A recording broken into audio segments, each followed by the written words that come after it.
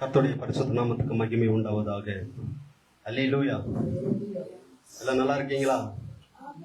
ஒவ்வொரு மாதமும் ஆண்டவர் உங்களோடு கூட இருக்கிற ஒரு பாக்கியத்தை எனக்கு கொடுக்கிறார். உங்களோடு கூட இருப்பதை நான் மகிழ்ச்சியாக எண்ணுகிறேன். ஆமேன். அல்லேலூயா.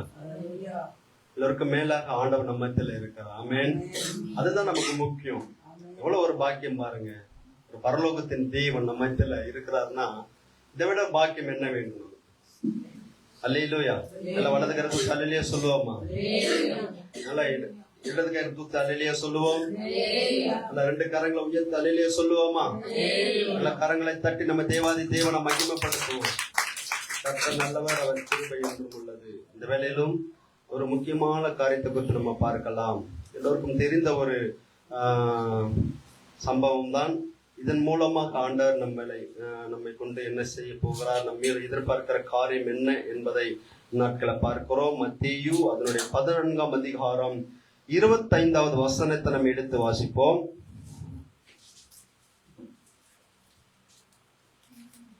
மத்தேயு அதனுடைய 14ஆம் அதிகாரம் 25வது வசனத்தை எடுப்போம். இரவின் 4ஆம் ஜாமத்திலே இயேசு கடல் மேல் நடந்து அவர்களிடத்துக்கு வந்தார் என்று சொல்லப்பட்டிருக்கிறது. இந்த சம்பவத்தை நாம் அறிந்திருக்கிறோம். இயேசு கடல் மேல் நடந்த ஒரு காரியம். இதற்கு முன்பாக அவர் ஒரு சம்பவம் நடந்தது. 2 மீன்கள் 5 அப்பங்களை கொண்டு 5000 புருஷர்களை ஆண்டவர் போஷித்தார் என்று அப்படியே நாம் வாசித்துக் கொண்டு வரும் பொழுது அவர் சீஷர்களை துரிதப்படுத்தி அக்கறைக்கு போங்கள் என்று சொல்லிவிட்டு அவர் தனித்து ஜெபம் இருக்கும்படியாக இயேசு கிறிஸ்து போகிறார் என்பதை நாம் வாசிக்கிறோம். அப்பொழுது சீஷர்கள் நடுக்கடலில் சென்று கொண்டிருக்கிறார்கள். அந்த சமயத்துல காற்றும் கடல் அலைகளும் எழுப்புவதை பார்க்க முடிகிறது.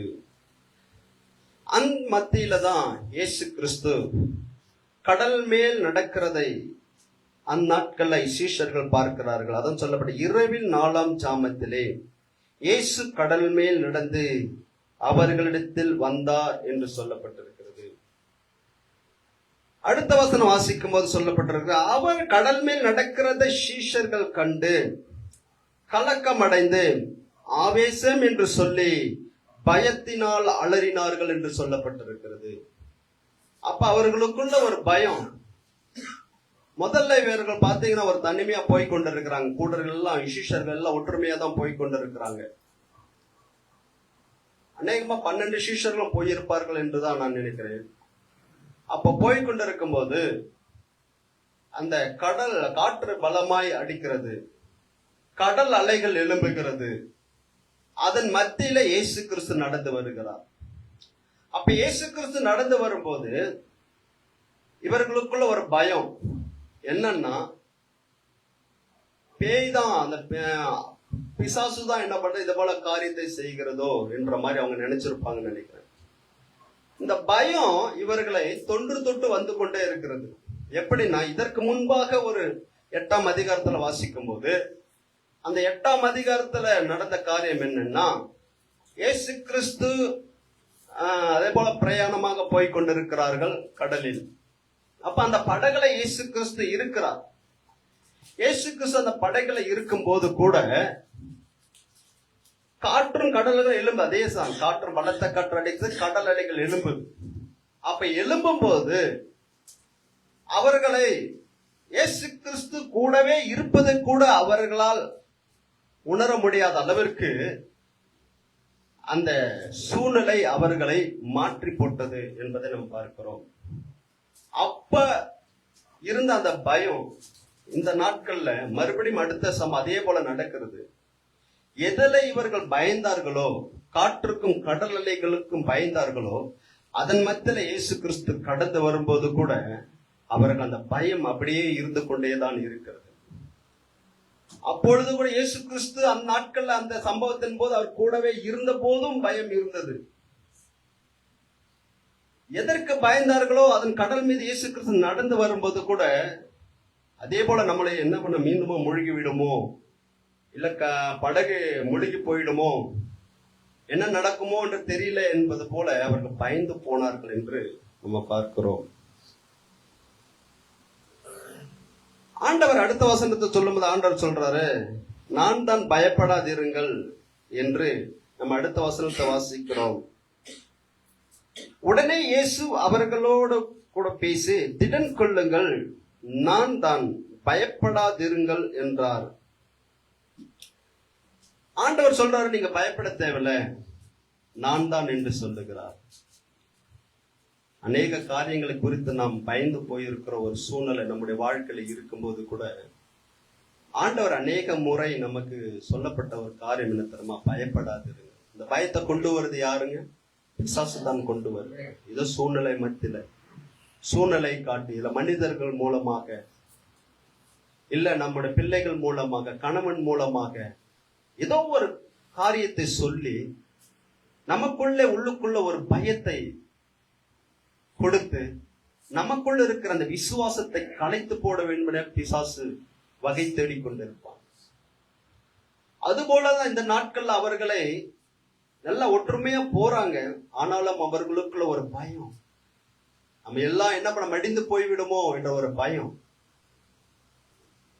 ஆனா ஆண்டவர் அநேக முறை வேதாகமத்தில் பார்க்கும்போது பயப்படாதீங்கள், ஆண்டவர் உங்களை பார்த்து சொல்லுகிற ஒரு காரியம் தான், பயப்படாதீர்கள். அல்லேலூயா. எந்த காரியத்தை குறித்தும் பயப்படக்கூடாது. நம்ம யாருடைய பிள்ளைகளா இருக்கிறோம்? தேவனுடைய பிள்ளைகளா இருக்கிறோம். தேவனுடைய பிள்ளைகளே ஒரு சிறு காரியத்தை குறித்து, வேதத்தை அறிந்தவர்கள், சத்தியத்தை அறிந்தவர்களே நாம் பயந்து போயிருப்போம் என்றால் இந்த உலக மனிதர்கள் எந்த நிலையில் இருப்பார்கள் என்று நாம் பார்க்கணும். அல்லேலூயா. அப்ப ஆண்டவர் சொல்ற, நான் தான் சொன்ன போது உடனே இயேசு அவர்களோடு கூட பேசி, திடன் கொள்ளுங்கள், நான் தான், பயப்படாதிருங்கள் என்று சொன்னார். பேதுரு அவரை நோக்கி, ஆண்டவரே நீரே ஆனால் நான் ஜலத்தின் மேல் நடந்து உம்மிடத்தில் வர கட்டளையிடும் என்றான். பேதுரு எப்பவுமே முந்திக் கொள்ளுகிற ஒரு மனுஷனாக இருப்பார். எத்தனை சீஷர்கள் இருந்தாலும் அநேக சம்பவத்தை நம்ம பார்க்கும்போது பேதுரு எப்படிப்பட்டவர்? எந்த காரியமாக முந்திக்குவார். அநேக காரியம் முந்தி தோல்வி அடைந்திருக்கிறார். ஆவிக்குரிய விதத்திலையும் அவர் பேசுகிற காரியம் உண்டு, பின்பு அவர் தோல்வி அடைந்தது நம்ம பார்க்க முடிகிறது. அதுதான் இந்த நாட்கள் நம்ம பார்க்க போகிறோம். பேதுரு உடனே சொல்ற, ஆண்டவரே நீரே என்றால் என்ன சொல்ற? நான் ஜனத்திமே நடந்த உம்மிடத்தில் வர கட்டளையிடும் என்றார். நான் வர ஆண்டவரே, நீங்க இருக்கிற இடத்துல நான் வரேன், நீங்க நடந்தது போல நான் நடக்கிறேன் அப்படின்னு சொல்லிட்டு சொல்லும் போது ஆண்டவர் சொல்றாரு, வா பேதுருவேன்னு சொல்லிட்டு. பேதுருக்குள்ள ஒரு துணிச்சல் என்னன்னா, நாமளும் என்ன பண்ண, நடந்து ஆண்டவர் இடத்துல போக வேண்டும். அவர் என்ன பண்ண, தன் இருக்கிற படகுல இருந்து ஆண்டவர் இருக்கிற அந்த இடத்துக்கு போகணும். அதற்காக நடந்து வரேன்னு சொன்னபோது ஆண்டவர் நான் சொன்னாரு, வா பேதுருவேன்னு சொன்னார். ஆனா அந்த படகுல இருந்தவர்களுக்கு அப்படிப்பட்ட துணிச்சல் யாருக்குமே இல்லை. கிறிஸ்துவ வாழ்க்கை என்பது அநேக நினைச்சுக்கிறாங்க ஒரு சந்தோஷமான வாழ்க்கை. சந்தோஷம் இருக்கும், எவ்வளவு பிரச்சனைகள் வந்தாலும் அந்த பிரச்சனை மத்தியில ஆண்டவர் நிறைவான ஒரு சமாதானத்தை, சந்தோஷத்தை அவன் நமக்கு கொடுத்துக்கிட்டு தான் இருப்பார். அல்லேலூயா. எந்த பிரச்சனை வந்தாலும் சரி, பிரச்சனை இருந்துகிட்டே இருக்கிற போல இருக்கும், ஆனா அதுக்கு மத்தியில அது எல்லாம் ஒன்று போய்கொண்டே இருக்கும். சமாதானத்தை நமக்கு நிறைவே ஆண்டவர் கொடுத்து கொண்டே இருப்பார். அதுபோல அந்த சீஷர்கள் எல்லாம் ஒன்றா இருக்கும்போது அதை யாரும் ஒருத்தர் கூட வாயை திறக்கல. பேதுரு சொல்ற, ஆண்டவரே நீரே என்றால் நான் வருகிறேன். உடனே ஆண்டவர் வா பேதுரு என்று சொல்றார். அவர் சொல்ல வர காரியம் என்ன தெரியுமா? நான் ஜனத்தின் மேல் நடந்து உம்மிடத்தில் வர எனக்கு கட்டளையிடும், நான் வர எனக்கு கட்டளையிடும். ஆண்டவருக்கு விருப்பம் பிள்ளைகள் எல்லாம் எங்க வரணும்? என்னிடத்தில் வரணும், எல்லோரும் பரலோகத்துக்கு வரணும் தான் ஆண்டவர் விரும்புறார். ஆனா தன்னுடைய பலத்தினால வர முடியுமா? நான் வர முடியாது. பேதுரு சொன்ன காரணம், நான் வருகிறேன் அப்படின்னு சொன்னார். ஏன் அவர் விழுந்து போனது காரணம்? அடுத்த வாசனம் தான், அதற்கு அவர் வா என்றார். அப்பொழுது பேதுரு படவை விட்டு இறங்கி இயேசுவினிடத்தில் போக ஜலத்தின் மேல் நடந்தான். உண்மை, இயேசுவை நடந்தது போல அவனு நடந்தது உண்மை. காற்று பலமாய் இருக்கிறதை கண்டு பயந்து அமிழ்ந்து போகையில், ஆண்டவரே என்னை ரட்சியும் என்று கூப்பிட்டான். பாருங்க, இதுல என்னன்னா, இயேசு கிறிஸ்து வான்னு சொன்ன பிறகு அவனும் என்ன பண்ண, கடல் மீது நடந்தான். கொஞ்சம் தூரம் நடந்த போது சூழ்நிலை எல்லாம் மாறுகிறது. காற்றும் கடல் அலைகளும் எழும்ப ஆரம்பிக்கிறது. அதை பார்த்து அவன் என்ன பண்றான், அதை கண்டு பயந்து அமிழ்ந்து போகிறதை பார்க்க முடிகிறது. இதுதான் ஒவ்வொருடைய கிறிஸ்துவ வாழ்க்கையில் நடக்கிற ஒரு காரியம். எத்தனை பேர் ஆண்டவரை நோக்கி பிரச்சனைகள் மத்தியில் இருந்தாலும், போராட்டங்கள் வந்தாலும், எத்தனை கவலைகள் அவர்கள் சூழ்ந்திருந்தாலும், எத்தனை பேர் ஆண்டவர் நோக்கி அந்த விசுவாச பாதலை எத்தனை பேர் போய்கொண்டு இருக்கிறார்கள் என்று தெரியாது. அது ஆண்டவருக்கு தான் தெரியும். எத்தனை பேர் பிரச்சனைகள் வரும் பொழுது பின்மாற்றமா போயிருக்கிறார்கள் என்று பல பேர் இருக்கிறார்கள். உலகத்தின் ஆசை இச்சைகள் அவளை இழுக்கப்படுது. அநேக உபத்திரவங்கள் சூழ்ந்து கொள்ளும் போது இனி இந்த உபத்திரம் தாங்க முடியாது என்று சொல்வதற்காக மனுஷனுடைய ஆலோசனைகளை கேட்டு எத்தனை பேர் தவறி போயிருக்கிறார்கள், வழிவிட்டு பின்மாற்றமா போய்கொண்டிருக்கிறார்கள். அப்ப ஆண்டவர் எதற்காக நம்மை அழைத்த அழைப்பு என்ன? எல்லோரும் பரலோகம் வர வேண்டும் என்பது தான் தேவனுடைய சித்தமாய் இருக்கிறது. அதற்காகத்தான் ஆண்டவர் நம்மை அழைத்திருக்கிறார். பேதுரும் அழைத்த அழைப்பு எப்படிப்பட்டது என்றால், பேதுருவே நீ என்ன வா என்று சொல்லி இருக்கிறார். பேதுருக்கு போக ஆசைதான், கொஞ்ச தூரம் நடந்தது உண்மைதான். ஆனாலும் அந்த இயேசுவின் இடத்தில் போக முடியவில்லை. அப்ப படகுக்கும் இயேசு கிறிஸ்து இருக்கிறதற்கு தான் இலக்கு. அந்த இலக்கை போய் சேர்ந்துதான் அது வெற்றி. அந்த இலக்கை சேர முடியல. யாருக்கிட்ட? பேதுருக்கிட்ட போக முடியல. ஏனென்றால் அவன் போகிற வழியில பல போராட்டங்கள் வரும்போது அவன் போராட்டத்துக்கு இயேசுவை பார்க்கலும் பிரச்சனைகளை பெரிதான் இருக்கிறபடினாலே அவன் விழுந்து போனதை நம்ம பார்க்க முடிகிறது. எது இலக்கு? நமக்கு பரலோகம் தான் நமக்கு இலக்கு. நம்ம அதற்காகத்தான் விசுவாசத்தோடு வந்திருக்கிறோம். நமக்கு ஒரு வாழ்க்கை இருக்குது. பரலோக வாழ்க்கை ஆண்டவர் நமக்கு வைத்திருக்கிறார். அந்த வாழ்க்கையை நோக்கி தான் நம்ம போய்கொண்டு இருக்கிறோம். எத்தனை பேர், எத்தனை ஊழியக்காரர்கள் அடிபடுகிறார்கள், மனிதர்களால் கேவலமா பேசப்படுகிறார்கள். ஆனாலும் அதெல்லாம் துடைத்து போட்டுவிட்டு விசுவாசத்தோடு தொடர்ந்து கிட்டே இருக்கிறார். அல்லேலூயா. நம்முடைய வாழ்க்கையில நாம் எப்படியாக நடந்து கொண்டு இருக்கிறோம்? இல்ல அந்த மற்ற சிஷ்யர்களை போல உன்னை விசுவாசத்தை துவக்காதவர்களாக இருக்கிறோமா என்று நம்ம பார்க்க வேண்டும். எத்தனையோ கிறிஸ்தவர்கள் இருக்கிறாங்க. நமக்கு எதுக்கு வம்பு? நம்ம எதுக்கு நம்ம சபைக்கு போகணும்? நம்ம எதுக்கு ஜெபித்து கொண்டு இருக்கணும்? நம்ம எதுக்கு சாப்பிடாம உபவாசம் பண்ணணும்? நம்ம எதுக்கு அந்தந்த மீட்டிங் போகணும்? கிறிஸ்தவர் என்ற போர்வையில் இருந்து கொண்டுதான் இருக்கிறார்களே தவிர இன்னும் தேவனை நோக்கி அவர் சொன்ன அந்த இலக்கைக்காக அவர்கள் தன்னை ஆயத்தப்படுத்தாதவர்கள் அநேக கிறிஸ்தவர்கள் இருக்கிறார்கள். ஆனா பேதுரு கொஞ்சம் துணிச்சலான ஒரு மனுஷன். அந்த மனுஷன் வர தன்னை ஒப்பு கொடுத்தான். ஆனாலும் உலக கவலையினாலோ இல்ல காற்று பலமாய் அடித்தபடினாலே கடல் அலைகள் எழும்பும் போது அதை கண்டு அவன் அமிழ்ந்து போனான் என்று நம்ம வாசிக்கிறோம். பேதுருடைய இலக்கு எப்படிப்பட்டது? படகுக்கும் இயேசு நிற்கிற இலக்கும் தான் இலக்கு. அது வரைக்கும் வரணும் விசுவாசத்தோடு. ஆனா விசுவாசம் அந்த நாட்கள் என்ன பண்ணுது? ஒன்றுமில்லாமல் போய்விட்டது.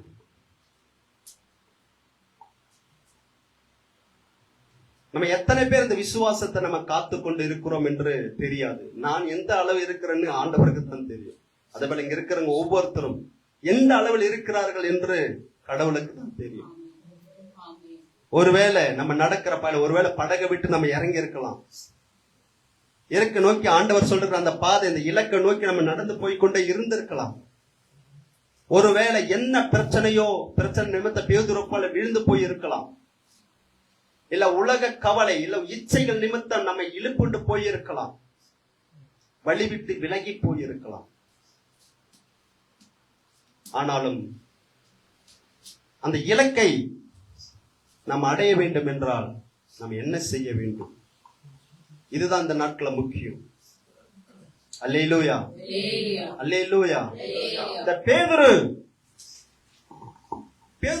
மற்ற சீஷர்களை பார்த்திலும் ஒரு துணிச்சலான மனுஷன் என்று நம்ம சொல்லிக் கொண்டிருக்கிறோம். அந்த இலக்கை அடையக்கூடாதபடி அந்த கடல் அலைகளும் காற்றுகளும் அவனுக்கு காரணமாக இருந்தது என்றதை நாம் பார்க்கிறோம். ஆனா அந்த பேதுருவுடைய வாழ்க்கையில இந்த துணிச்சலான காரியங்களை நம்ம பார்க்கும் போது அவர் துணிச்சலா செய்யறாரு. ஆனா அதில் தோல்வி கடந்தது நம்ம பார்க்க போகிறோம். மத்தேயு 16-17 வாசிக்கும் போது ஆண்டவர் கேட்கிறாரு. மத்தேயு 16-13 ஆண்டவர் கேட்கிறாரு. பின்பு இயேசு வந்தபோது தம்முடைய சீஷரை நோக்கி என்னை ஜனங்கள் யார் என்று சொல்கிறார்கள் என்று கேட்டார். அதற்கு அவர்கள், சிலர் உம்மை யோவான் ஸ்நானன் என்றும், சிலர் எலியா என்றும், வேறு சிலர் எரேமியா அல்லது தீர்க்கதரிசிகளில் ஒருவர் என்றும் சொல்கிறார்கள் என்றார்கள். அப்பொழுது அவர், நீங்கள் என்னை யார் என்று சொல்கிறீர்கள் என்று கேட்டார். சீமோன் பேதுரு பிரதியுத்தரமாக, நீர் ஜீவனுள்ள தேவனுடைய குமாரனாகிய கிறிஸ்து என்றார். அது சொல்றாரு. அங்க ஒரு வெளிப்பாடு யாருக்கும் கிடைக்காத ஒரு வெளிப்பாடு யாருக்கு கிடைச்சிருக்குங்க? பேதுரு கிடைச்சிருக்கு. நீர் ஜீவனுள்ள தேவனுடைய குமாரனாகிய கிறிஸ்து என்று சொன்ன ஆண்டவர் சொல்றாரு. இது பரலோகத்திலும் கொடுக்கப்பட்டிருக்கு சொன்னாரு. ஆனா அதே தொடர்ந்து நம்ம வாசிக்கும் போது அங்க நல்லா பாசிட்டிவா சொல்லிட்டாரு, கரெக்ட், ஆவிக்குரிய விதத்துல. ஆனா அடுத்து கொஞ்சம் ஒரு 2-3 வருஷம் நான் பார்க்கும் போது அது மத்த 21-23 வாசிக்கும் போது சொல்லுங்க. அது முதல் இயேசு தாம் எருசலேமுக்கு போய் மூப்பராலும் பிரதான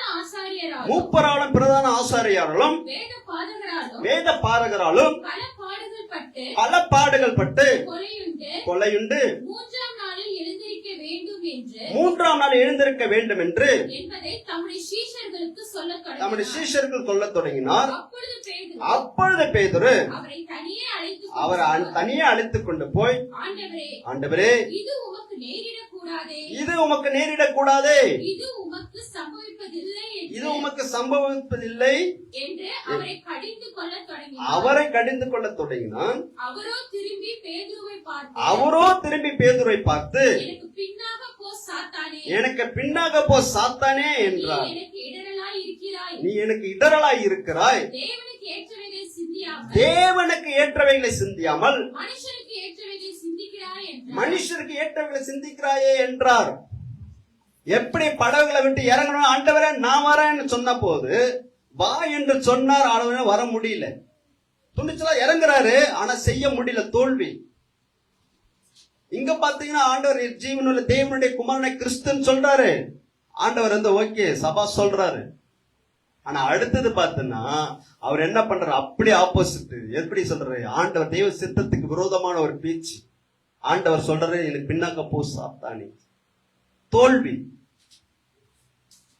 அடுத்த சம்பவத்தை நாம் பார்க்கும் போது மத்தேயு 26-13 நம்ம எடுத்து வாசிக்கும் போது அவர் சொல்றாரு, ஆண்டவரே உமது நிமித்தம் எல்லோரும் இடரில் அறிந்தாலும் நான் ஒரு காலம் இடரில் அறிய மாட்டேன். அவர் சொல்றாரு, விசுவாசமா சொல்றாரு, ஆண்டவரே இந்த சீஷர்கள் இருக்கிற இந்த 12 பேர்ல 11 பேர் மற்றவங்களை உண்மை விட்டு ஒருவேளை ஓடி போனாலும், இடரில் அடைந்தார்களும் உண்மை விட்டு பின்மாற்றமா போனாலும் நான் ஒரு காலம் என்ன பண்ண மாட்டேன், இடரில் அடையவே மாட்டேன். அப்படி சொல்றாரு. நல்ல பை சவாலா சொல்றாரு. சொல்லும் போது ஆண்டவர் சொல்றாரு, அடுத்து அதனுடைய பின்தொடர்ந்து பாருங்க. மத்தேயு 26-34 வாசிக்கும் போது சொல்றாரு, இந்த ராத்திரியிலே சேவல் கூவதற்கு முன்ன நீ என்னை 3 தரம் மறுதலிப்பாய் என்றார். அது அப்படியே வந்தது. அவர் சொல்றாரு, நான் இடர் அடைய மாட்டேன்னு சொல்றாரு, பாசிட்டிவா சொல்றாரு.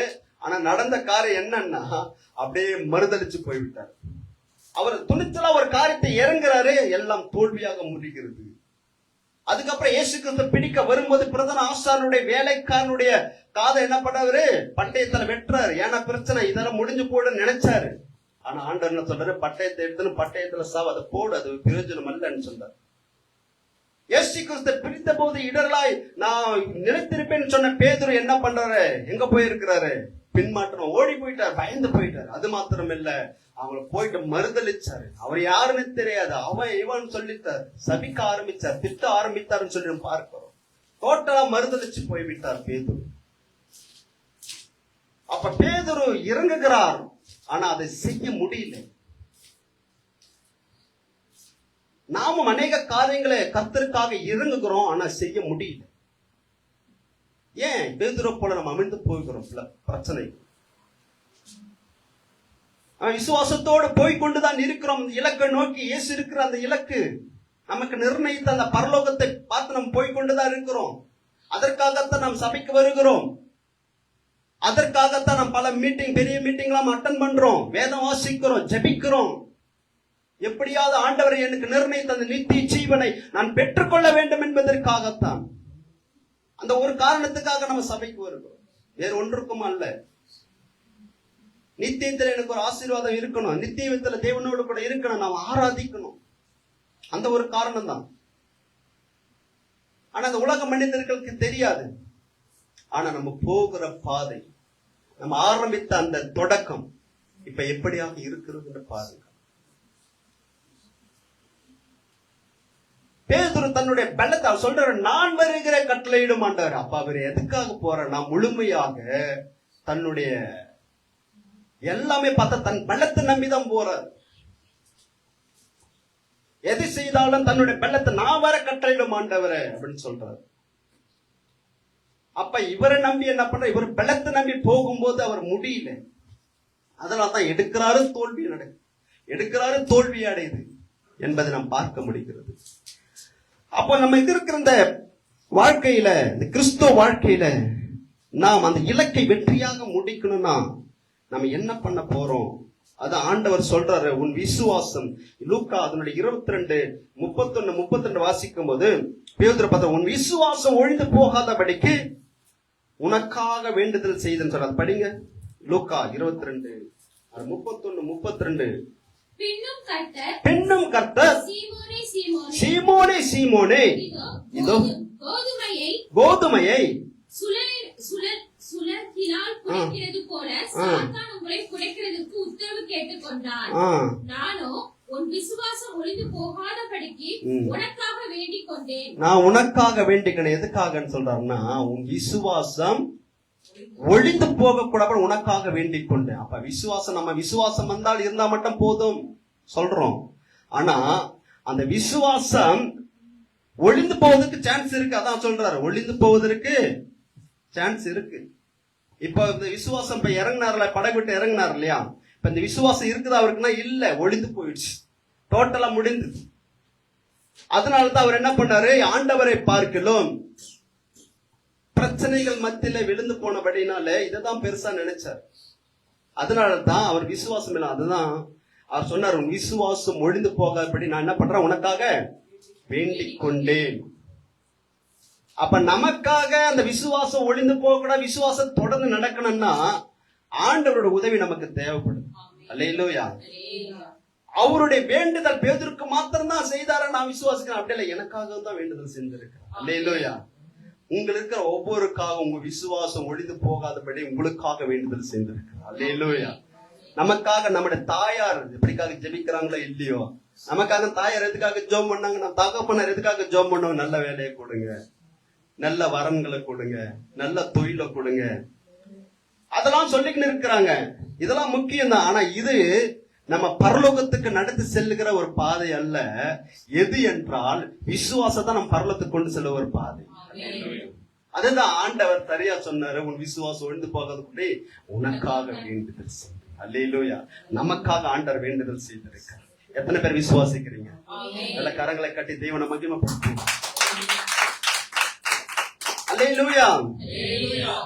விசுவாசம் ரொம்ப முக்கியம். இயேசு கிறிஸ்து நமக்கு ஒரு மாதிரியா இருக்கிறார். எந்த பிரச்சனைன்னு சொன்னாங்க, அந்த கடல் மீது இயேசு கிறிஸ்து நடந்தார். இந்த உலகத்துல இயேசு கிறிஸ்து வந்தது உண்மை. இயேசு கிறிஸ்து உலகத்தில் வந்த போது பாவம் இல்லாத ஒரு வாழ்க்கை வாழ்ந்தது உண்மை. இயேசு கிறிஸ்துவை போராட்டப்படும் பிசாசானவன் அவர் சோதித்தது உண்மை.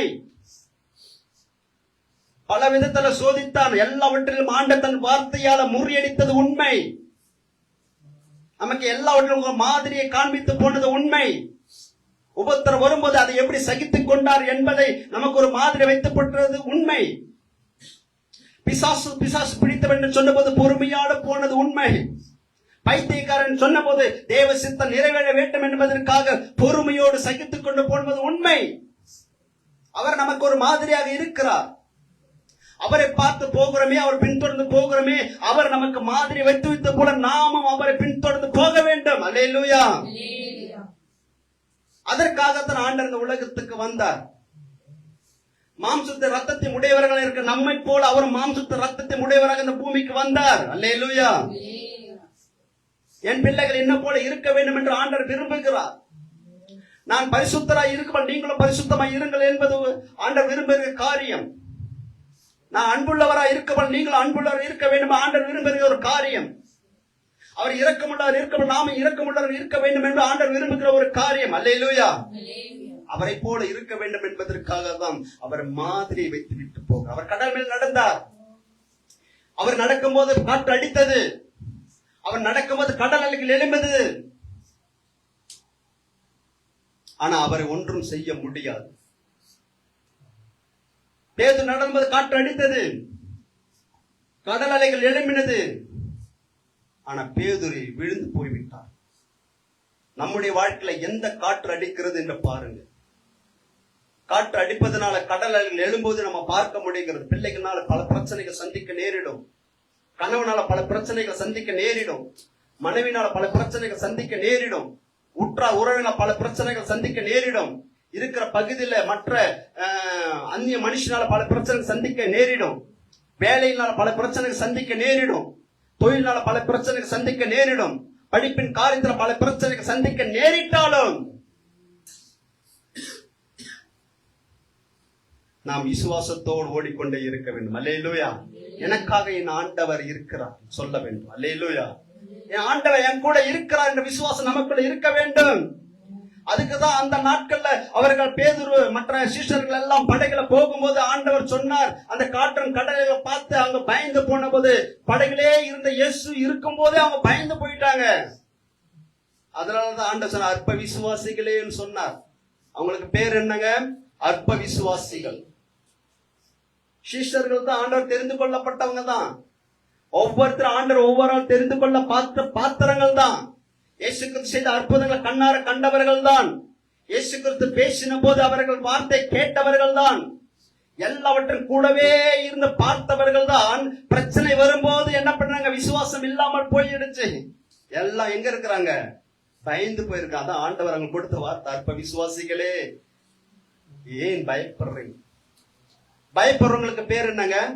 அற்ப விசுவாசிகள். அது நானா இருந்தாலும் சரி, நீங்களா இருந்தாலும் சரி, பெரிய ஊழியக்காரங்களா இருந்தாலும் சரி, சின்ன ஊழியக்காரங்களா இருந்தாலும் சரி, புதுசா ரட்சிக்கப்பட்டவங்க இருந்தாலும் சரி, எல்லோருக்கும் என்ன சொல்லுங்க? பயப்படுறாங்களா? அவங்க பேரு அற்ப விசுவாசிகள். அதான் பேதுரு அந்த நாட்கள்ல எல்லாம் போய் கடல் கொஞ்சம் தூரம் நடக்கிறாரு. நடந்து விழுந்து போறாரு. காற்றும் கடலை எழுதும் போது அப்ப பேதுரு அப்புறம் ஆண்டவரே என்ன ரட்சியும் என்று சொல்லும் போது ஆண்டவர் நமக்கு கரம் பிடித்து அவருக்கு கொடுக்குற ஒரு பேர் என்ன தர்ம சொல்றாரு? என்ன சொல்றாரு? அவருக்கு அற்ப விசுவாசி என்று சொல்றாரு. ஏன் சந்தேகப்பட்டாய்? பேதுருக்கு என்ன பேர் சொல்லப்பட்டிருந்தாங்க? அற்ப விசுவாசியேன்னு சொல்றார். ஏன் சந்தேகப்பட்டாய்? ஏன் பயப்படுற? நான் இருக்கும்போது நீ பயப்படலாமா? நம்ம கிட்ட ஆண்டர் கேட்கிற கேள்வி, நீங்க பயந்தீங்கன்னா என்ன பண்ணுவார்? ஆண்டர் கேட்பாரு, நான் இருக்கும்போது நீங்க ஏன் பயப்படுற? பேதுரு இயேசு கிறிஸ்து நிக்கிறாருங்க. இதுக்கு முன்னாடி காட்டும் கடலை அமர்த்தின அந்த இயேசு கிறிஸ்து அங்க நிக்கிறாரு. வியாதியா இருக்கும் சுகம் கொடுத்த இயேசு கிறிஸ்து தான் நம்ம மத்தியில இருக்கிறார். பிரச்சனைகள் மத்தியில, கடன் பிரச்சனை மத்தியில நம்மளை தொந்தரவுப்படுத்த வரும்போது வெட்கப்படாதபடி நம்ம மீட்டெடுத்த இயேசு கிறிஸ்து இன்னும் நம்ம இடத்துல இருக்கிறார். அப்ப அவர் இருக்கும்போது இன்னும் அநேக மற்ற பிரச்சனை வரும்போது பயப்படும் போது ஆண்டு கேட்பார், அற்ப விசுவாசியே ஏன் பயப்படுற? ஏன் சந்தேகப்படுற? அப்போ அற்புதம் செஞ்சனே, இப்ப உனக்கு அற்புதம் செய்ய மாட்டேனா? உன் விசுவாசத்தின் அளவு என்ன அப்படின்னு ஆண்டவர் நம்மளை பார்த்து கேட்பார். தெய்வ பிள்ளைகளே, நம்ம தெரிந்து கொள்ளணும், நம்ம ஆரம்பித்த இலக்கு, ஆரம்பித்த ஓட்டத்தை முடிக்கிற வரைக்கும் விசுவாசத்தோடு நம்ம இருக்க வேண்டும். அல்லேலூயா. நமக்கு ஒண்ணு விசுவாசம், ஆண்டவரே எனக்காக நீ வேண்டுதல் செஞ்சிருக்க, என் விசுவாசம் ஒழிந்து போகாத கூட, அப்படி எனக்காக வேண்டுதல் செஞ்சிருக்கப்பா, உமக்கு நன்றி ஆண்டவரை சொல்றோம். காலையில தான் படிச்சேன், அது எனக்கு ரொம்ப யூஸ்ஃபுல்ப்பா. இந்த அளவுக்கு நான் தொடர்ந்துகிட்டே இருக்கிறேன்னா அவர் எனக்காக வேண்டுதல் செய்ததுதான். அல்லேலூயா, அல்லேலூயா. அப்ப இந்த பவுல், நம்ம பேதுரை பத்தி பார்த்தோம், அவருடைய துணிச்சலான முடிவு பார்த்தோம்.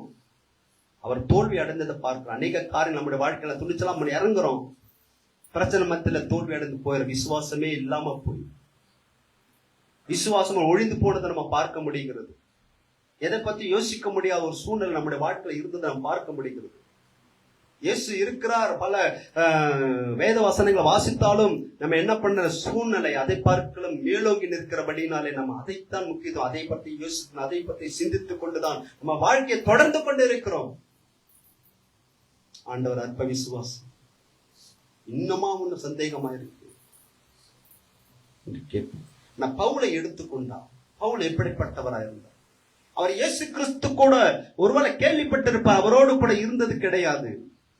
அவர் கேள்விப்பட்டிருப்பார். அவர் மரித்த பிறகுதான் அவரை பற்றி சொல்லப்பட்டிருக்கிறது. அவர் கிறிஸ்தவர்கள் துன்பப்படுத்துகிறவராக இருந்தார். அவர்களை சிறைச்சாலை பிடித்து போட்டு அவர்களை கொன்று போட வேண்டும் என்பதில் கட்டளை பெற்றவராக தான் அந்த பவுல் இருந்தார். அப்போஸ்தலர் 9ஆம் அதிகாரத்துல வாசிக்கும் போது அவரை இயேசு கிறிஸ்து சந்திக்கும் போது, அவர் சந்தித்த பிறகுதான் இயேசு கிறிஸ்துவர் அறிந்து கொண்டார். அவர் தன்னை ஒப்பு கொடுத்தார் முழுமையாக. ஏனென்றால் பவுல் எப்படிப்பட்டவர் என்றால், அந்த நாட்கள்ல அந்த இஸ்ரவேல் தேசத்துல அவர்கள் நியாயப்பிரமாண புத்தகத்தை பாத்தீங்கன்னா தனக்கென்ன ஒரு ஆசிரியர் தெரிந்து கொள்வாங்களாம். தெரிந்து கொண்டு அவர்களிடத்துல என்ன பண்ணுவாங்களாம், படிக்க ஆரம்பித்துருவாங்க. அங்க இருக்கிறவர்கள ஒரு பெஸ்ட் டீச்சர் யாருன்னா கமாலியல் தான்.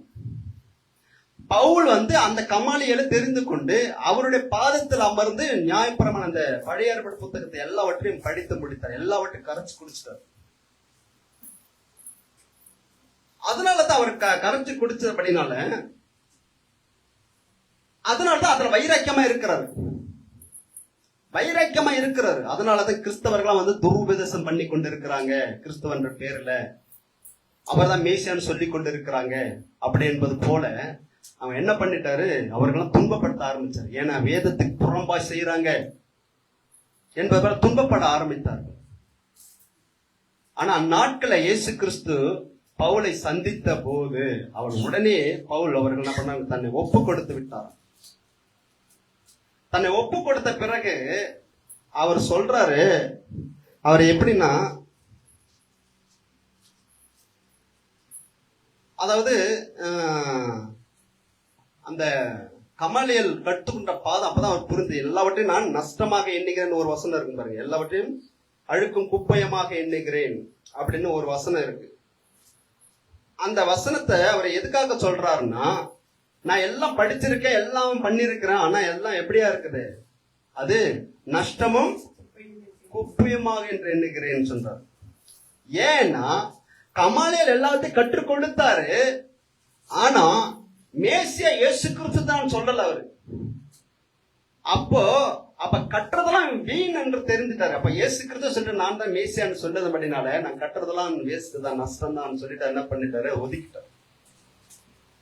ஆனா அப்படிப்பட்ட அந்த பவுல் தன்னுடைய வாழ்க்கையை தொடங்கின போது பாத்தீங்கன்னா பல அடிகளை பட்டதை நம்ம பார்க்க முடிகிறது. விசுவாசத்தோடு அவர் அடித்து போட்டுருவாங்க, அடுத்த பின்பும் அவர் என்ன பண்ண, மறுபடியும் எழுந்து அடுத்த ஊருக்கு பிரசங்கம் பண்ண போயிடுவார் விசுவாசத்தோடு. அந்த அப்போஸ்தலர் 27 அது 22 24 வாசிக்கும், அவரும் கப்பர் பிரயாணமா போறார், கப்பர் பிரயாணம் பண்றார். அப்ப பண்ணும்போது அவர் எப்படியாக பல பிரச்சனை, எல்லாமே பயந்து போய் தான் இருக்கிறவங்க எல்லாம். ஆனா பவுல் பயப்படவே இல்லை. அல்லேலூயா, அல்லேலூயா. அவர் சொல்லும் போது சொல்லுகிறார், எடுத்து வாசிங்க அதை. அப்போஸ்தலர் 27 22-24.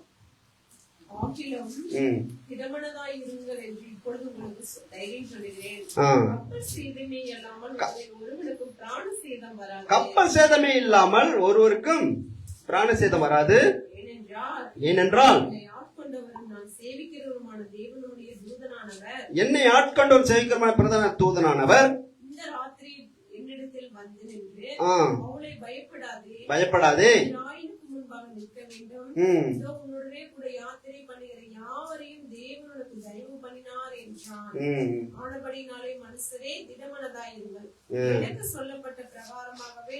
நடக்கும் என்று சொல்லி அவர். அப்ப போகும்போது அவர் ராயரத்தில் நிக்கணும். அதனால உனக்கு ஒன்றும் நடக்காது அப்படின்னு சொன்னா அவர் நிமித்தம் அங்க தயவு பண்ணினான்னு சொல்லிட்டு பார்க்கிறோம். அப்போ அந்த பவுல் தன்னுடைய பிரயாணத்துல ஒரு தைரியம் உள்ளவராக அங்க இருக்கிறத நம்ம பார்க்க முடிகிறது. எல்லாம் ரொம்ப நாளா சாப்பிடாம இருக்கிறாங்க. ஆனா இவர் சொல்றாரு, நீங்க எதுவும் பயப்படாதீங்க, ஏனென்றால் இதுதான் நடக்கும் என்று சொன்னார். அவர் சொன்னவர் எப்படிப்பட்டவர் என்பதை அவர் அறிந்திருக்கிறார். ஆனா பேதுரு அதை அறியல. அத 2 தீமோத்தேயு 1-12 வாசிங்க. அவர் எப்படிப்பட்டவர் என்று அறிந்திருக்கிறார். 2 தீமோத்தேயு 1:12. என்னை பலப்படுத்துகிற நம்முடைய கர்த்தராகிய இயேசு கிறிஸ்து என்னை உண்மையுள்ளவன் என்று நீ இந்த ஊழியத்திற்கு ஏற்படுத்தினபடியினால் அவரை ஸ்தோத்திரிக்கிறேன். இல்ல, 2 தீமோத்தேயு 1:12. அதன் நிமித்தம் நான் இந்த பாடுகளையும் அனுபவிக்கிறேன். இந்த பாடுகளையும் அனுபவிக்கிறேன். ஆயினும் நான் வெட்கப்படுவதில்லை. ஏனென்றால் நான் விசுவாசித்திருக்கிறவர் இன்னார் என்று. ஆமென், அல்லேலூயா. நான் விசுவாசிக்கிறவர் இன்னார் என்று அறிந்திருக்கிறேன். அல்லேலூயா. அதனால தான் அவரு எந்த பாடுகள் பட்டாலும் அதை பத்தி கவலைப்பட மாட்டார். ஏன்னா அவருக்கு தெரியும், நான் விசுவாசிக்கிறேன் இன்னார் என்று அவர் அறிந்திருக்கிறார். ஒருவேளை பேதுருக்கு அவர் நிக்கிறவர் எப்படிப்பட்டவர் தெரிந்திருந்தா அவர் என்ன பண்ண மாட்டார், காற்றை பார்த்து போயிருக்க மாட்டார். அவர் எப்படிப்பட்டவர் நம்ம அறிந்திருப்போம் என்றால் எந்த விதத்தில் நம்ம என்ன பண்ண மாட்டோம், பின்மாற்றம் போக மாட்டோம், எதை பத்தி கவலைப்பட மாட்டோம். ஏனென்றால் ஒரு வியாதி நம்ம ஆட்கொள்ளும் போது நம்ம என்ன பண்ணோம்னா நம்ம யாரை நேசிக்கிறோம், நம்ம யாரை சேவிக்கிறோம் என்பதை நம்ம அறிந்திருப்போம் என்றால் நம்ம என்ன பண்ண மாட்டோம், அதை பற்றி கவலைப்படப்பட்ட. ஏனென்றால் என் ஆண்டவர் எனக்கு சுகத்தை கொடுக்க வல்லவராய் இருக்கிறார். அவர் சுகத்தை கொடுக்கிற ஆண்டவர் என்பதை நம்ம என்ன பண்ணோம், விசுவாசிப்போம். ஆனா பேதுரு நினைச்சிருந்தாருன்னா இதுக்கு முன்னாடி காற்றும் கடல் அலைகளும் அமைத்து போட்ட அமைதிப்படுத்தின ஆண்டவர் தானே நிக்கிறாரு, இது என்ன பண்ண முடியும்னு சொல்லிட்டு அவர் நினைக்கல. ஆனா பவுல் என்ன சொல்றாரு, நான் விசுவாசிக்கிறவர் இன்னார் என்று அறிந்திருக்கிறேன். அதனாலதான் இவர் எல்லாவற்றிலும் என்ன பண்றாரு, எல்லாம் வெற்றியா போய்கிட்டு இருக்கு. பிரச்சனை வருது, பிரச்சனை தாண்டி வெற்றியா முடிக்கிறார். அப்ப நம்முடைய வாழ்க்கையில நம்ம வெற்றியா முடிக்கணும்னா, நம்ம துவைக்கணும் அந்த ஓட்டத்தை வெற்றியா முடிக்கணும்னா நம்ம ஆராதிக்கிற தேவன் எப்படிப்பட்டவர் என்பதை முழுமையாக அறிந்திருக்க வேண்டும். அல்லேலூயா. ஆபிரகாம் சொல்ல, ஆபிரகாமே நான் சர்வ வல்லமையுள்ள தேவன் என்று சொல்றார். அல்லேலூயா. நம்ம ஆராதிக்கிற தேவன் எப்படிப்பட்டவர், சர்வ வல்லமையுள்ள தேவன்.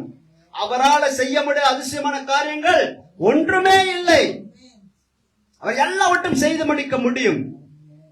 தேவ பிள்ளைகளா இருக்கிற நம்ம பிரச்சனை வரும்போது நம்ம சொல்லணும், பிரச்சனையை பார்த்தோம், பிரச்சனையே உன்னால என்ன ஒன்றும் செய்ய முடியாது. ஏனென்றால் நான் விசுவாசிக்கிற இன்னார் என்பதை அறிந்திருக்கிறேன். அல்லேலூயா.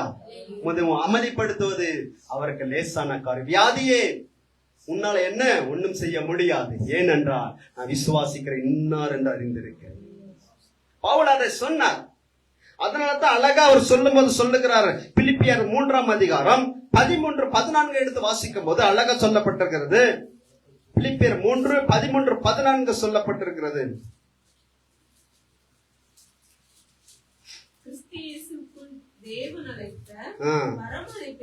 கிறிஸ்துவுக்கு தேவன் அழைத்த பரமழைப்பின் பந்தய பொருளுக்காய் லக்கை நோக்கி நான் தொடர்ந்து கொண்டே இருக்குன்னு சொல்ற. அல்லேலூயா. பேதுரு அழைத்தார், அழைப்பு பேதுரு வான்னு சொன்னாரு. அவர் என்ன பண்ண விழுந்து போயிட்டாரு. ஆனா இவர் என்ன சொல்றாரு, பரம அழைப்பின் பந்தய பொருளுக்காய் லக்கை நோக்கி நான் தொடர்ந்து கொண்டே இருக்கிறேன். பிரச்சனைகள் வருது, அதை தாண்டி நான் என்ன பண்ணுகிறேன், அதை தொடர்ந்து கொண்டே இருக்கிறேன்னு சொல்றாரு. இவர் இடத்துல பண்ண பல பிரச்சனைகள் வந்தாலும் இவர் போய்கொண்டே இருக்கிறதா இந்த வசனம் காட்டுகிறது. அல்லேலூயா. அதுல விழுந்து போவதை காட்டல. அது என்ன பண்ணது, அந்த இலக்கை நோக்கி என்ன பண்றாராம், இயேசுதான் நமக்கு இலக்கு. படகு ஒரு இலக்கு, இதுல இருந்தா இயேசு கிட்ட போகணும். இதுல போற டிஸ்டன்ஸ்ல நடக்கிற பிரச்சனை தான் நம்ம யார் என்றது காட்டுகிறது. அல்லேலூயா. நம்ம எந்த அளவுல இருக்கிறோம் என்பதை பாருங்க. ஒருவேளை பேதுரை போல நாம அமிழ்ந்து போய்கிறோமா, இல்ல பவுலை போல பிரச்சனைகள் வந்தாலும் விசுவாசத்தை அந்த ஓட்டத்தை தொடர்ந்துகிட்டே இருக்கிறோமா என்பதை நம்ம பார்க்க வேண்டும். அல்லேலூயா, அல்லேலூயா. அடுத்தபடியாக அதே பவுல் சொல்லுகிறார், 2 தீமோத்தேயு 4:7-8 வாசிங்க.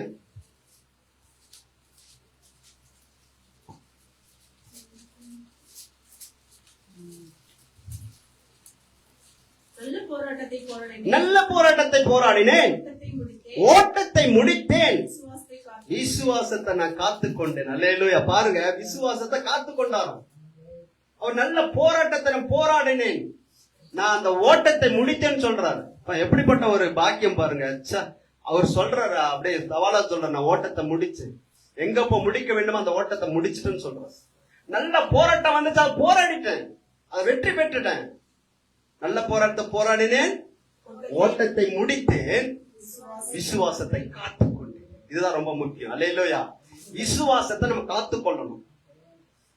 இவர் பரிசுத்த ஆவியின் துணையோடு தான் இதை செய்கிறார். அல்லேலூயா. ஏன்னா ஆண்டவர் துணை இல்லாம என்ன பண்ண முடியாது, எதையும் செய்ய முடியாது. அதுக்கு ஆண்டவருடைய துணை நமக்கு எல்லாத்துக்கும் அவசியமாக இருக்கு. அல்லேலூயா. அப்போ அந்த விசுவாசம் என்ன, அந்த அளவு எப்படிப்பட்டது என்றால், விசுவாசம் என்ற அளவு எப்படிப்பட்டதுங்க, ஒரு கடுகளவு விசுவாசம் தான். விசுவாசத்தின் அளவு என்ன, கடுகள் எவ்வளவு பெருசு இருக்குங்க, இருக்கிறதுல சின்ன விதை, அதுதான் கடுகளவு. நம்ம கிட்ட எதிர்பார்க்கிற காரியம் எதுங்க, சின்னது. அந்த விசுவாசம் இருந்திருந்தா, அந்த கடுகளவு விசுவாசம் பேதுருக்கு இருந்திருந்தா அவர் போயிருப்பார். அது இல்லைன்றதுனாலதான் என்ன பண்றது, சைட்ல போயிட்டு பக்கத்துல போயிட்டு. நம்ம கிட்ட எதிர்பார்க்கிற காரியம் எதுங்க, விசுவாசம். கடுகளவு விசுவாசம் இருந்தால் போதும். இந்த மலையை பார்த்து பெயர்ந்து அகன்று போன்னு சொல்ல நடக்குன்னு சொல்ற. பிரச்சனை வருதா, உனக்கு விசுவாசம் இருந்தா மலையை பார்த்து என்ன பண்ண, பேசு, பிரச்சனையை பார்த்து பேசு, சொன்ன நடக்குன்னு சொல்றார். அல்லேலூயா. அப்போ அந்த கடுகளவு விசுவாசம் நமக்குள்ள இருக்கிறதா அப்படின்னு பார்க்கணும். ஏன்னா கடுகளவு விசுவாசம் இருந்தா காற்றின் கடல்ல என்ன பண்ணாரு, தூக்கி எறிந்து போயிட்டு இருப்பார். ஆண்டவர் நோக்கி அவர் போய்கொண்டே இருந்திருப்பார். அப்போ அந்த பேதுரு எப்படி இதெல்லாம் வெற்றியா முடிச்சார் அப்படின்னு பார்க்கும்போது, அப்போஸ்தலர் 2ஆம் அதிகாரம் அதனுடைய 4ஆம் வசனத்தை வாசிக்கும் போது, பரிசுத்த ஆவியானவர் இயேசு மரித்தார், அடக்கம் பண்ணப்பட்டார், உயிர் தெழுந்தார் என்று நம்ம வாசிக்கிறோம். அப்போஸ்தலர் 2ஆம் அதிகாரம் 4. பரிசுத்த ஆவியால் நிரப்பப்பட்டு போதும், அவர்கள் எல்லோரும் பரிசுத்த ஆவியால் நிரப்பப்பட்டு என்ற வாசனம் வருது. அப்ப எல்லாரும் அங்க 120 பேர் கூடி நின்றாங்க. ஒவ்வொருவரும் பரிசுத்த ஆவியால நிரப்பினார். அந்த பரிசுத்த ஆவியால் நிரப்பின பிறகுதான் பேதுருடைய வாழ்க்கையில எல்லாமே வெற்றியாக முடிந்தது. அல்லேலூயா. தான் எடுத்த காரியத்தில் எல்லாவற்றும் ஜெயமாக முடிந்தது. காரணம் என்னன்னா, பரிசுத்த ஆவியானுடைய அபிஷேகம், அவர் நிரப்பப்பட்டதான் காரணம். நாம் தொடர்ந்து கொண்டே இருக்கணும்னா, நாம் அந்த இலக்கை முடிக்கணும்னா, நமக்கு உதவி செய்கிற பரிசுத்த ஆவியான நமக்கு முக்கியம். அல்லேலூயா. விசுவாசத்தை நம்ம காத்துக்கொள்ள வேண்டும் என்றால் பரிசுத்த ஆவியின் துணை நமக்கு மிக முக்கியம். அல்லேலூயா. அதனாலதான் பயந்து போன இயேசு கிறிஸ்துவை பிடித்த போது பயந்து ஓடின இயேசு கிறிஸ்துவை பிடிக்கும் போது பயந்து ஓடின பேதுரு மற்ற சீஷர்களும் அங்க கூடி நின்றாங்க. எல்லாம் பயந்து ஓடிட்டாங்க. நம்மளே என்ன பண்ண, மரணத்துக்கு ஒப்பு கொடுத்துருவாங்க, நம்மள என்ன சிலுவையில அறிஞ்சிருவாங்கன்னு ஓடிட்டாங்க. ஆனா பரிசுத்த ஆவியானவர் இறங்கின போது அவங்க என்ன பண்ண, பயப்படல. அதை பத்தி பயப்படவே இல்லை, தைரியமாக பேச ஆரம்பித்தார்கள். அல்லேலூயா. எல்லாருக்கும் முன்பாக தைரியமா பேசுறாங்க. அவர் பேசும்போது 5000 பேர் ரட்சிக்கப்படுறாங்க. அவர் பேசும்போது 3000 பேர் ரட்சிக்கப்படுறாங்க. அவரை சிறைச்சாலையில் கொண்டு போய் போட்டு நாளைக்கு உனக்கு சிறைச்சேதம் பண்ண போறாங்க, உன் தலையை வெட்டி போட்டுருவாங்கன்னு சொன்ன போது கூட அதை பத்தி கவலைப்படாம தூங்க ஆரம்பித்தார் என்பதை நாம் வாசிக்கிறோம். ஏனென்றால் அவருக்குள்ள எப்படிப்பட்ட விசுவாசம் இருக்குது? நல்ல ஒரு விசுவாசம் இருக்கிறது. அவர் நடத்துகிற பரிசுத்தவன் அவருக்குள்ள இருக்கிறார். அல்லேலூயா. அதனால பயப்படவே இல்லை. முன்பு இயேசு கிறிஸ்து இருந்த போது கூட அவரை பயந்து போட்ட, இயேசு கூடவே இருக்கும்போது பயந்து போனாரு. ஆனா பரிசுத்த ஆவியை அவர் நடத்தும் போது அவர் பயப்படவே இல்லை. அல்லேலூயா. அது நமக்குள்ள வேண்டும். விசுவாசத்தை நம்ம தொடர்ந்து அந்த இலக்கை நம்ம அடைய வேண்டும் என்றால் விசுவாசம் நமக்கு வேண்டும். அந்த விசுவாசத்தை நம்ம காத்துக்கொள்ள வேண்டும் என்றால் பரிசுத்த ஆவியின் துணை நமக்கு வேண்டும். அல்லேலூயா. எத்தனை பேர் விசுவாசிக்கிறீங்க? அல்லேலூயா. நமக்கு வேண்டும் ஆண்டவரே. விசுவாசம் இருக்கு, ஆனா கொஞ்ச நாள் என்ன பண்ணுது, ஒண்ணுமெல்லாம் போயிடுதாப்பா. அந்த கடுகளவு தான் கேட்கறீங்க. கடுகளவு விசுவாசம் கூட என்ன இல்ல. பிரச்சனை மத்தியில என்ன பண்ண, நான் என்ன பண்றேன், விலைக்கு போயிருந்தேன் ஆண்டவரே. எதனா வந்தா நான் என்ன பண்றேன், சபை கூட வருவதில்லை. எதனா ஒரு பிரச்சனை நான் என்ன பண்றேன், வேற எங்கேயாவது போயிடுறேன். என்ன பண்றேன் ஆண்டவரே, பிள்ளைகளை எடுத்து பேசுறேன், அம்மா அம்மா எடுத்து பேசுறேன். இதெல்லாம் என்கிட்ட இல்லையா? அந்த கடுகளவு தான் கேட்கிறேன். அந்த கடுகளவு சிறிய அளவு அது கூட என்கிட்ட இல்லையே. பிரச்சனை மேற்கொள்ள முடியலையே. அந்த பிரச்சனை மேற்கொள்ளும் என்றால் விசுவாசம் வேண்டும். அந்த விசுவாசம் உங்களுக்கு நிலைத்திருக்க வேண்டும் என்றால், விசுவாசத்தின் காரியத்தை நீங்கள் ஜெயமாக முடிக்க வேண்டும் என்றால் பரிசுத்த ஆவியான துணை உங்களுக்கு வேண்டும். அல்லேலூயா. அவர் இல்லாம ஒன்றுமே, அதுதான் நமக்கு விசுவாசம் இருக்கும். ஆண்டவரே, பரிசுத்த ஆவியானவரை நீங்க இல்லாம என்ன பண்ண முடியாது, ஒன்றுமே பண்ண முடியாது. என் கூடவே வாங்க. அல்லேலூயா. அத வசனம் சொல்லுகிறது. சகரியாவுடைய சகரியா 4ஆம் அதிகாரம் 6ஆம் வசனம் எடுத்து வாசிங்க. சொல்லப்பட்டிருக்கிற பலத்தினாலும் அல்ல,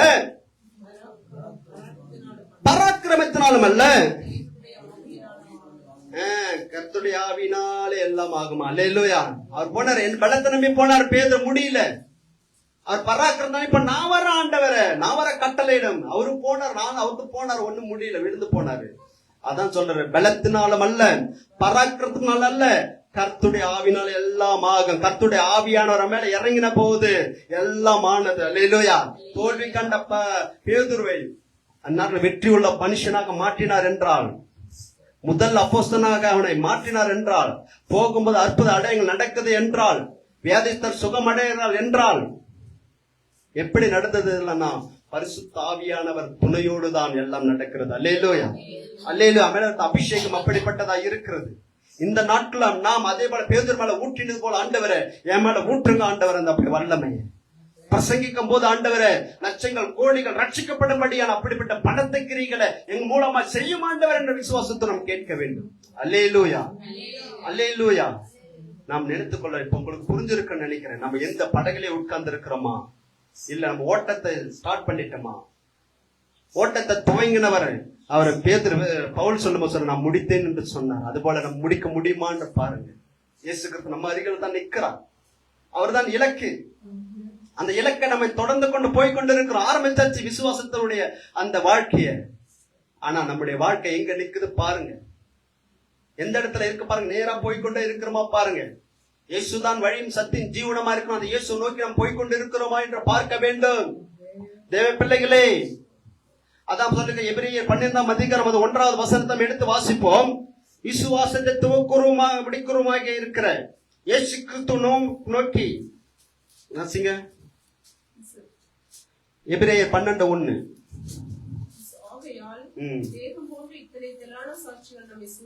சூழ்ந்து கொண்டிருக்கையில் பாரமான யாவற்றையும் பாவத்தையும் தள்ளிவிட்டு விசுவாசத்தை துவக்கிறவரும் முடிக்கிறவருமாக இருக்க இயேசுவை நோக்கி நமக்கு நியமித்திருக்கிற ஓட்டத்தில் பொறுமையோடு ஓடக்கணும். அல்லேலூயா. என்னால வரல கத்துத்தாலே சொல்லுவாமா, நமக்கு நியமித்திருக்கிற அந்த ஓட்டத்தை விசுவாசத்தை தூக்குற முடிக்கிறமாக இயேசுவை நோக்கி நம்ம என்ன பண்ண ஓடிக்கிட்டே இருக்கணுமா. அல்லேலூயா. அல்லேலூயா. பொறுமையோடு ஓடுவான். ஏன் அந்த அவர் நமக்கு ஜீவ கிரீடத்தை வைத்திருக்கிறார். அந்த ஜீவ கிரீடத்தை பெரும்படியாக நம்ம என்ன பண்ண ஓடிக்கொண்டே இருக்கோம். அதான் அந்த பவுலடிகள் சொல்ற, எனக்காக அவர் என்ன பண்ண நீதி உள்ள நியாயாதிபதியாக இயேசு கிறிஸ்து எனக்காக எப்படி ஜீவ கிரீடத்தை வைத்திருக்கிறார், நீதியின் கிரீடத்தை வைத்திருக்கிறார். அந்த கிரீடத்தை பெரும்படியாக ஓடிக்கொண்டு இருக்கிறேன்னு சொல்றார். தேவ பிள்ளைகளா இருக்கிற நாம் நாம் எந்த ஓட்டத்தில் இருக்கிறோம், எந்த இடத்துல ஓடிக்கொண்டு இருக்கிறோம், எந்த இடத்துல நம்ம ஸ்ட்ரக்கா நிற்கிறோம் என்பதை நாட்கள் நம்ம பார்க்க வேண்டும். அல்லேலூயா. எந்த பிரச்சனைகள் நெருக்கி தேவனோடு கூட நெருங்கக்கூடாதபடி, அவரை நோக்கி ஓடக்கூடாதபடி எந்த பிரச்சனை தடையா இருக்கிறோம் இதை பார்த்து அதை உதறி தள்ளிவிட்டு, ஆண்டவரே இதுவரைக்கும் என்னுடைய பலத்தை நம்பி ஓடினப்பா, என்னுடைய சுயத்தை நம்பி ஓடின முடியல, எல்லாம் பார்த்து நான் உலகத்தை சார்ந்த காரியங்கள் நான் ஓடி அதுல முக்கியத்துவம் பண்ணிட்டேன், நான் மன்னிச்சிருங்க ஆண்டவரே, இப்ப புரிஞ்சுக்கிட்ட என்னால முடியாது என்பதை புரிந்துகிட்டப்பா. அந்த கடுகள விசுவாசத்தை ஆண்டவரே நீங்க சொல்லிருக்க அந்த கடுகள விசுவாசம் அதுவும் பரிசுத்தாவின் துணையோடு தான் என்னால் செய்ய முடியும் என்பதை நான் உணர்ந்துகிட்ட ஆண்டவரே என்று சொல்லுகிறவர்கள் எல்லாம் எழுந்து நிற்போமா? அல்லேலூயா, அல்லேலூயா, அல்லேலூயா, அல்லேலூயா. நன்றியோடு துதிக்கிறோம். அல்லேலூயா, அல்லேலூயா. வாய்கள் தந்து அல்லேலூயா சொல்லுமா? அல்லேலூயா. நன்றியோடு துதிக்கிறோம். அல்லேலூயா, அல்லேலூயா. நன்றியோடு துதிக்கிறோம். அல்லேலூயா. தகப்பனே நன்றியோடு துதிக்கிறோம் அப்பா.